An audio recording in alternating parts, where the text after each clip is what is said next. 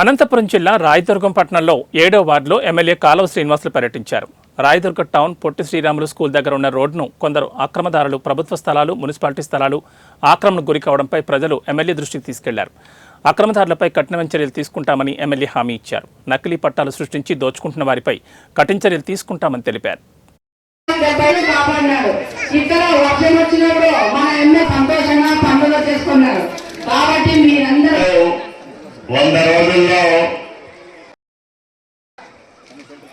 పొందిన ప్రయోజనాలు మేము చెప్పాల్సిన అవసరం లేదు. తొలి నెలే 7,000 రూపాయలు తీసుకున్నారా లేదా తల్లి? ఎవరు మాట్లాడడంలో రాలేదా? తీసుకున్నారా? పెన్షన్ 7,000 తీసుకున్న వాళ్ళు చేతులెత్తండి. 7,000 మొదటి నెల, మళ్ళా 4,000 అంటే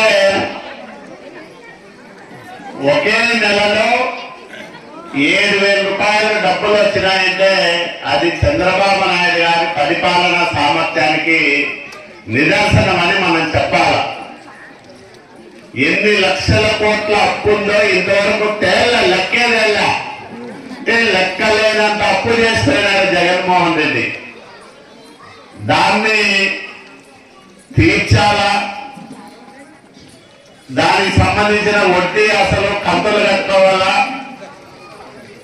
అభివృద్ధి చేయాలా, సంపాదన పెంచుకోవాలా, మళ్ళా ఈ సంక్షేమానికి ఖర్చు పెట్టాలా.